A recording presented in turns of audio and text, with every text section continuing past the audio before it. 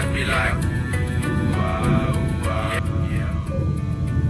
My life be like, wow, wow, Welcome, everybody, to the Off the Bench podcast. My name is Jim Cross, and this is a special daytime episode. We're heading out to Knoxville. That's right, we're going to be joined by Ellie Williamson, the host of the Players Lounge. She's also going to be in Arlington covering the Shriners with Tennessee baseball. She's also going out to the Cape next summer to cover, man, what I would be envious of doing and covering Cape Cod baseball. And so, she reminds me a lot of myself, just a lot younger, a lot prettier, but nonetheless, she's all about growing the game. She's all about getting the player stories and bringing a bright light to Tennessee. So let's not waste any more time. Let's talk to Ellie and, get her story and talk about all things Tennessee, including going through that baseball lineup, because you know what? Baseball starts next week. So let's get into the biggest interview in podcasting this week with our girl, Ellie Williamson. All right, welcome in everybody. We have a special daytime episode. This is becoming a regular thing, but it's because we're trying to build and grow this game. And with doing that, we do things like go to Knoxville and talk to Ellie. Ellie, how are we doing today? Hi, I'm doing good. It's nice to meet you. I love watching and listening to you guys, so I'm honored for you to have me on here and talk some baseball with you. Yeah, absolutely. And we feel the same about you. And it's all us trying to impact and get people to understand the game better, understand the athletes better, especially what you're doing out there in Knoxville. So we appreciate you. But, before we get into things in Knoxville, the first thing I learned about you was, you cover baseball in the Cape League. But I got to address the elephant in the room in front of everybody. You cover the Cape League, but you haven't seen Summer Cats. We're going to have to talk about this. I mean, I tried to watch it. I mean, I had no clue that it was even a thing. I really didn't. And I tried to watch it since you told me, and I just haven't had the time to. But I promise you, it is on my list. I have a reminder set. When I sit down, I'm going to enjoy it and I'm going to watch it. Absolutely. No, it actually gives a realistic take, but with a little bit of a movie spin and the drama, of course. But it is really, it shows how they stay with people in the Cape and, play with guys from other teams and get to know each other, best of the best talent. But, obviously you got to have all that dramatic spin, and there's things that wouldn't really happen in the Cape. But all that said, talk to me about the Cape, because I told you it was a bucket list item for me. You've gotten to experience it. Talk to me about, that talent we're talking about that comes from all over the country to play in an elite summer league. Yeah, well, I haven't got to experience it yet, but last summer I was in the Coastal Plain League, doing sideline reporting and covering there. And so this summer, though, I cannot wait. It's such a great team of staff and media that are all headed to the COD, and to work with everyone there. It's just what makes summer ball so special is just the way it grows, and it's not just the game, but the people kind of associated with the league, with the scouts, everybody there. Like Michael Lane, he's now headed to the MLB for a job opportunity, and he was in the Cape last summer. So there's just so many guys that come out of the COD to be scouted and get better all summer. And those of us that are there to grow and craft and get better too, as well, like the media side, it's just a fun time of year. So, these guys compete all spring and then summer end up playing together possibly. And that's a fun dynamic for the game as well, especially coming off of Omaha and those playoff series. I told you, you for sure can come visit this summer because they're just overall the breeding grounds. The Cape Cod is the historic breeding grounds for the MLB. And I think, with Todd Helton making it to the Hall of Fame and Cooperstown and just this voting year, it's just been makes several from the COD that are in baseball and in the Hall of Fame, it's just something they can come back to. And guys want to come back and play every single year because of how historically known it is.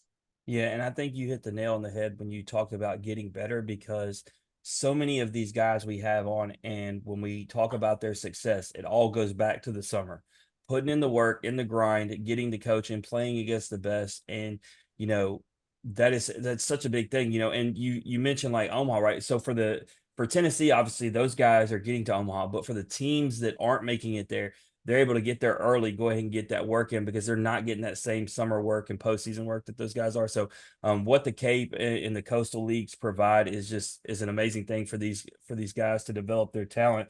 Let's talk about your coverage of Tennessee.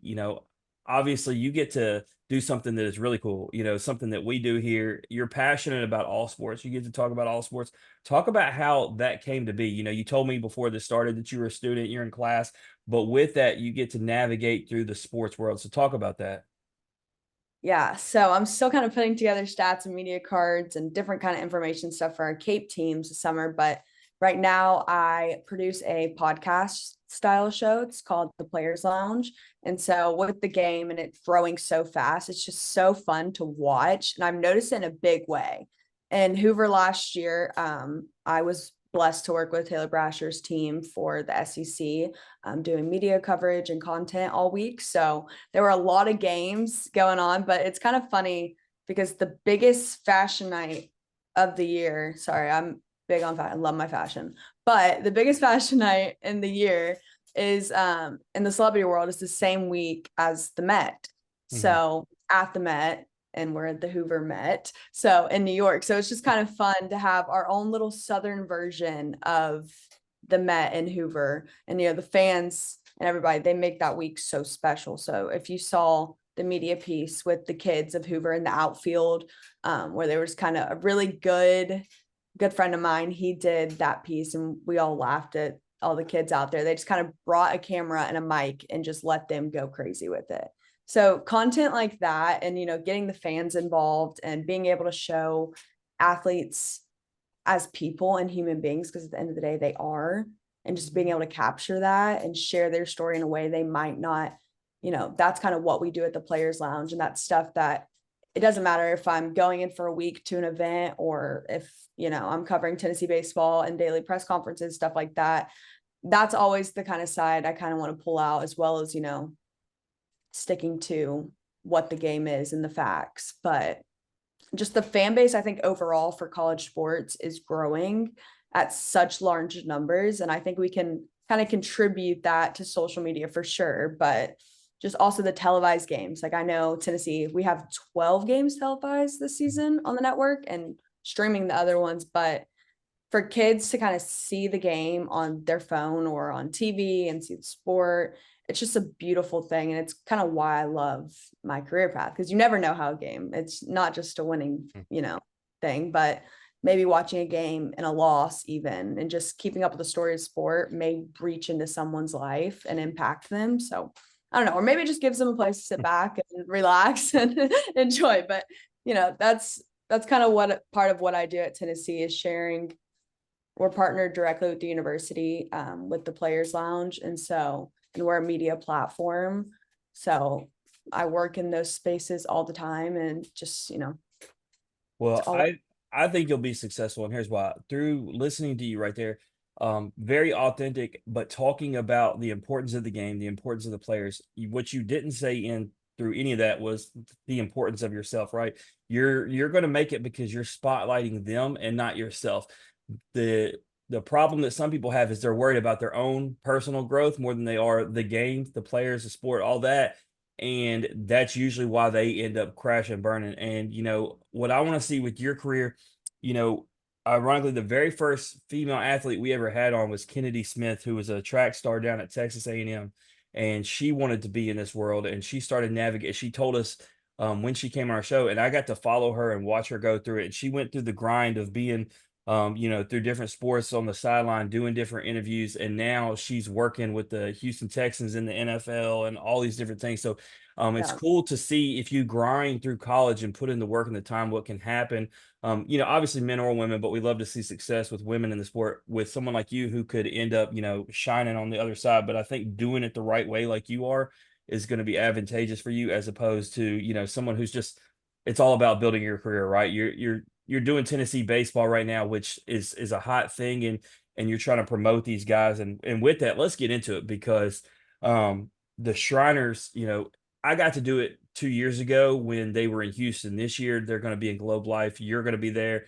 Unfortunately, I'm not, but I want you to talk to me about first. Talk to me about the classic altogether, why they do it, why it's called the Shriners. Yeah, so Texas, the Shriners Classic, everything's bigger there. But what a way for I think Tennessee to start off the season. One like kind of particular group that has been special to me is that Shriners Children's Hospital group. They're one of the first big opportunities that I got in sports working. It was with the East West Shrine Bowl, but they partnered together for baseball, all types of different things. So I it was much like this event in Texas. So I got to meet the team at Shriners and meet the families and the patients. And so for the past 2 years, I've been involved in the Shriners games that they have, and just kind of seeing how the players impact them and get to see what they go through. So those are Shriners Children's Hospital patients that have been through countless surgeries, long nights in hospitals. And so for them to be able to go out, the players interact, hear their stories, get to see, their daily kind of just bringing together their love for sports, the athletes, the game. It's just so incredible to see them all interact with each other. But this is my first time covering this event. And so to share that kind of content and updates from the game and the Shriners Hospital story as well is just one thing that I've love about it. So my high school broadcast, actually funny story, my high school broadcast teacher sent me to work for Skill Show. So they do like the perfect game, all those, they do a lot now, but my freshman year of high school, he sent me there. So I was working for Skill Show and I was shadowing Danny Wexelman, and she covers the sport, on a national level. So she'll be there in Texas. And I'm so excited to see her again because I was just like the little girl, like watching what she was doing. I had a notepad and everything. And now I'm going to be working alongside of her. And I talked to Tom, the director of Skill Show, a few weeks back, and we kind of laughed because those guys that were getting filmed by Skill Show in high school for the Perfect Game series are all on a lot of these teams over D1 baseball right now. So ball baseball is Christian Moore. Funny enough, like he was there at the Skill Show thing. And now, like, who would have thought all these years later we'd both be at Tennessee? I work with Simo now, do his podcast. Like every week he hosts the baseball show. So we have so many of them. It's just fun to kind of sit back and enjoy this time where like my feet are and just see all these great people around me. And I'm really looking forward to seeing everyone in Texas. Yeah, absolutely. You love to see it come full circle. And Simo is that guy. He is one of the few guys you can't see it on the screen, but I have posters throughout this room because the Athletic Collection is our sponsor. But I have the Christian Moore poster right next to me to my right, along with Drew Beam. So if you make the wall and you're a non-LSU player, it really speaks volumes. That's the point of me saying Simo's up there. So, Yeah. but you know what I love about Tennessee baseball, and you can feel one way or the other about the way the guys play between the lines. And me and Tony V talk about this, but you talk about the Shriners, and they do it all the time in East Tennessee with the Children's Hospital. I love seeing them constantly doing that, and they have a heart, and that's the thing. I remember we used to have the discussions about Drew Gilbert, and he was doing the bat flips for kids with cancer and everything, and people didn't like him on the field, and I said the real test of their character is what they do off the field, and there was probably no kid who spent more time devoting, to charity, the nonprofits than Drew. So, as his own coach said, he's a little bit of a psychopath on the field. And, that's fine because at the end of the day, amazing human being. And that's how I feel about all these Tennessee guys and what they do. And so it's perfect. They fit perfect for what they're doing down there in Texas. Yeah. And to be a woman in sports and to be respected, Drew has always been so respectful, and Simo as well. Those guys just have a lot of respect for who what women do in the sport as well. So that just kind of tells you a lot because not a lot do. Some of them just will ignore it. But one time I called Simo and I said, "There's this kid out here," and he was sitting by the bench. I think it was right behind like the dugout area. And it was his birthday. His dad had like got him to come out, and he was just bawling his eyes out, crying. He was like, I really wanted an autograph. And he was the last kid too, before they went in. And I overheard it and called, and they were like, yeah, we'll be out there in 10 minutes. Let us shower off really fast. So they came out, gave him an autograph, took pictures with them, talked with them. And, I'll always kind of remember that's who they are, but not just baseball players. Well, what a lot of them will say is they remember being that kid once. And Yeah, that's what it's all about. As long as they don't try to be bigger than they really are and remember, where they came from and who they are, they were that kid once too. And so, yeah, that's how you take grow the care of game. them. Exactly. So let's talk about the games. We talk about just how big it is, just in general, of the sense of the Shriners. But what a way for Tennessee, a team with high expectations, a team that I have back in Omaha. Like I said, talked to Tony V the other day. They have had such a level of success that they have set the bar to where the expectations are pretty much Omaha or bust. And the way to get to somewhere like that is to start off the season finding out what you really got. And teams like Texas Tech, Oklahoma, and Baylor are ways to find that out. So, game one, they got Texas Tech. Game two, they got Oklahoma. Game three, they got Baylor. Talk to me about, what you're expecting just from what you've seen from the team going into those games.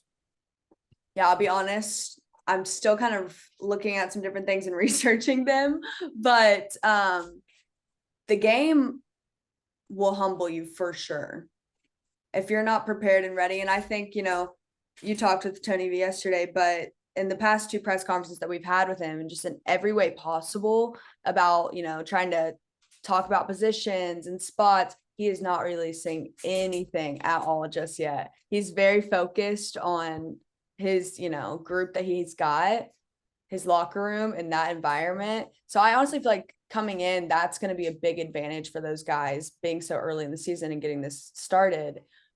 But I know that, I mean, Cannon Peebles, this is just Semo, Billy Emick, Hunter Inslee. You look at the names, Kavaris Tears coming back. You look at the names, it'll be interesting to see where he actually has them put everywhere. Yeah, But like no, the big question for everybody is obviously, I think Semo, will he be at shortstop? Will he be at first second? base. Yeah, and so the thing is, you talk about him. That's why I don't even ask him those questions, because I know the way he works. I keep it on topic to the questions that I know he will.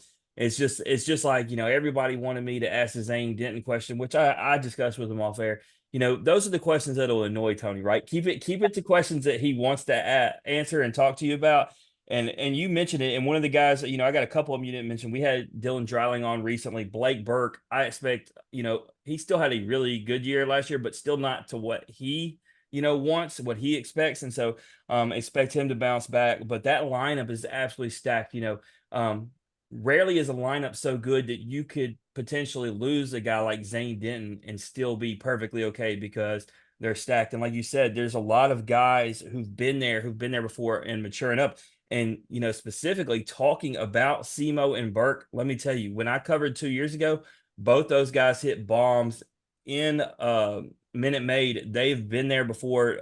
These are upperclassmen, leaders of the team, as well as Drew Beam was there, got one of his, I think it was his second win, as a freshman at that tournament. So these guys are used to it. They know what to tell the younger guys, or the guys who are new to the team, be able to lead them into an environment like this. And, ultimately what Tony V is looking for from this team.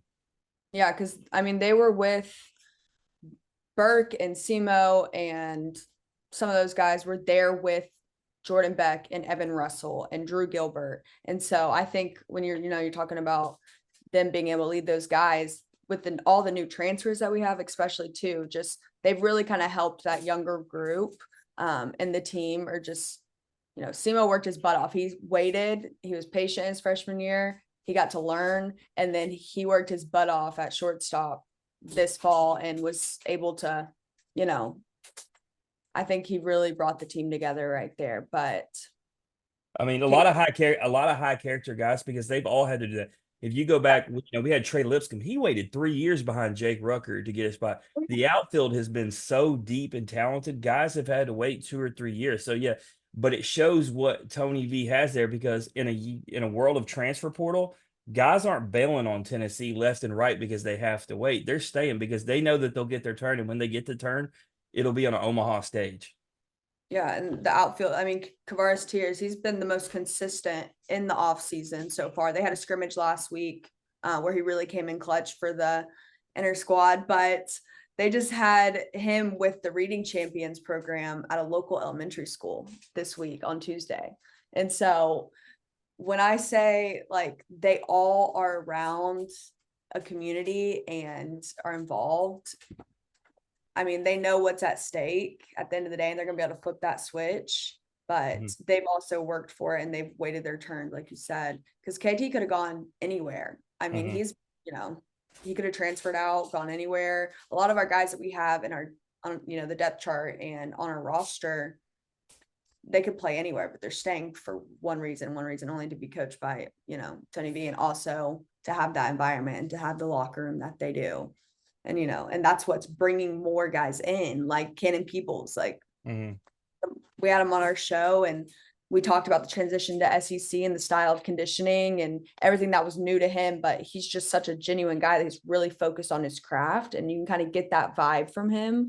And so he's I think he's really prepared to prove himself in Knoxville. And I'm excited to see what he does. Yeah, there's definitely big expectations for him. And just like you, I think he's going to meet those expectations. And then, obviously we're not going to get deep into the pitching staff. I do want to list, some guys. When we talk about Drew Beam, obviously you talk about AJ Russell. I mean, Xander Zekres is still a guy that's been a part of this team. Monumental, who's going to be a big part. And then Kirby. I mean, I feel like he's been there 12 years now, but the guy is still getting it done from the left side with the mustache. And then, you talked about Stamos coming over and you got Sneed. So the pitching staff is really good. So when you just look at, it's a very complete team, but I think the key, and Tony says this every year, and this is what you're going to see, and I can't wait to hear back from you, is he talks about as the games go on, all the videos throughout the game. I'll just add it to him. Building the chemistry and finding their own identity. A lot of these guys may have been on last year's team or even the team the year before, but each team each year, as the games progress, they have to find their own identity, and it starts here in Texas. So I look forward to seeing what they do in building, because as he says, in order to have success, and last year it took longer than he wanted it to, longer than they wanted it to, for this team to find who they were. But once they do and hit it in stride with the talent they got, sky's the limit. Yeah. And, two other guys that just come to mind are AJ Causey and Marcus Phillips. I mean, Marcus was a big talked about name coming in, at the press conference. What is he doing? How is he progressing in practice? Stuff like that. But Tony just talked about him a lot. And, he had being a two-way player and wanting to see more of those guys. And it's exciting, when you have a guy that wants to take that challenge and be able to play both sides like that. I think it's interesting. Why not?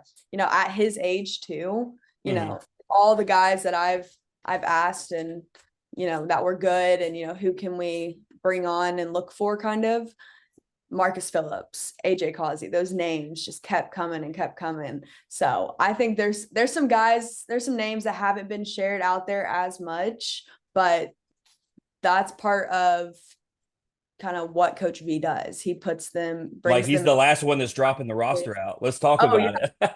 Yeah, like I'm like, seriously, I wish there was like a notification button that I could press and like get just when it drops. I just want it immediately. Yeah, because there's so many Tennessee fans. It's a conflict, right? They love Tony V so much. They're not going to riot in the streets, but they are really getting impatient waiting for the roster. Oh, yeah. It's hard too, especially with, I think basketball is kind of distracting everyone up here right now for a little bit. So he's got some time, but as soon as ball baseball starts posting a little bit more and closer to game days, countdown 20 days, something like that, it for sure starts. Where can we look up this person? But yeah, no, it's 8 days out. Does a great job. All of those sports writers do a great job in there. They're at practices daily watching, and so I bet Ben McKee will probably be the first one that gets it out, if I'd have to say. There you go. Well, before we wrap this thing up, I want you to be able to plug and promote, everything where your show, how they can find it, your, social media handles. That way everybody can follow everything that you are doing, because what you're doing is amazing, great Tennessee content. And, like I said, we do shows here and there of guys, but we're not going to be doing it like you. So I want our followers to be able to find you and be able to navigate and follow everything you got going on. Oh, well, thank you. It's really all about them. So, but, it's the Players Lounge Tennessee. So it's TPL Tennessee, all one word. But the Players Lounge shares kind of more of your in-depth stories, for them. They get to connect with the fans directly. And so I produce those shows, but we have a baseball show, we have a women's soccer show that's with them. And on the baseball show, did you say Simo's the host? He is the host, and he brings on a guest every single week and does some fun things. But Billy Amick has been on, Blake Burke has been on, Chris Stamos, Derek Schaefer. I mean, it's plenty of people. All of those guys come on there every week. But we also have a women's basketball, men's basketball, a football and lady ball softball show. So it's really all of them and the best of Tennessee. They make my job easy. So just them coming in and being them and being personable, it's easy. I'm gonna throw, this wasn't on my notes, but since you said ball softball, I'm throwing this out there. We discussed it last night in a baseball conference. Tennessee is going to win and knock off Oklahoma softball. You heard it here first, okay? I'm calling. Those girls are focused. They are locked in. They actually just left. First game was today. Yeah, it is today. But is that the one down in Mexico? No, it's in Texas. When did they go? I mean, I saw that. They got the luxury, I think, of going to Mexico, if I'm not mistaken. There's a huge tournament out there with the best of the best teams. And yeah, kind of like the Shiner. Yeah, I thought they were going. Yeah, they are. I just pull my calendar up a little bit. Yeah, no, that's a nice thing to be able to do for those ladies. Not only do you get to go out there and find yourself against the best talent, oh, hey, be out by the ocean. Oh, yeah, they're going to be gone for the whole month of February. They're going to be just traveling. They'll come back for like a day or two, and then they leave again and go to another state. We have all those girls, McKenna Gibson, Zeta Pooney, Riley West. They host our shows. So, I hear all their stories, all their fun roads. I can't wait to hear what they're doing right now. I gave them tiny mics before they left. So hopefully they're getting some fun behind the scenes stuff for the players on while they're on their trip. But yeah. Okay, so yeah, no, they're not the ones going to Mexico, but hey, it's okay. Never mind, they're going to Florida and California. So it's okay. They're still going coast to coast on the ocean, just not the Mexico one. Yeah. That's, now that I think about it, there's Oklahoma and Mississippi State and all of them. You know what? They didn't invite Tennessee because it was going to show that they were going to win it all. I'll see what they were doing. It's all for the script. Exactly. But before we get out of here, is there anything else that we missed or you want to plug or promote? I know I'm short on time and I apologize for that, but it was important that we got you on here today. Like you said, season's just around the corner. So I just want everybody to be able to plug in, like you said, listen to these shows, get caught up on these episodes, find out about these players, get all the content they can, because Friday we're going to hit it running. And I mean, from Friday to Omaha, it's nonstop baseball. Yeah. So just follow the Cape and the Cape League. That's also on social media, because we're going to be posting all spring, different kind of profiles, different highlights, different people coming to the Cape that are on our rosters to kind of leading up to the summer and get fans excited and show them kind of what they can experience and can come visit this summer. Yeah, no, I think me and my son might just catch a direct flight from Omaha to the Cape. We'll just do it, because if you haven't seen, my son goes with me everywhere. That's my ride or die. So he's more popular everywhere than me, naturally. Cute 11-year-old boy. That's just life. But now thank you for coming today. We enjoyed having you, and continue to do what you're doing. Like I said, the way you're going about it, the way you care about these athletes and their stories and just the game itself, I can't commend you enough. So thank you. Yeah, thank you. All right, that's Ellie Williamson, everybody. If you like hearing her story, or you just like hearing average Joes talk X's and O's, please like, share his podcast on Facebook, retweet us on Twitter, listen and subscribe on Apple, Spotify, and Anchor. As always, ratings, comments, hugs, loves, and feedback is always welcome. We will see everyone back tonight. Episode 23 with Parker Bird of ECU Baseball. What an amazing story this young man has. But in the meantime, remember, strong body, sharp minds, grit and grind all the time. We are out.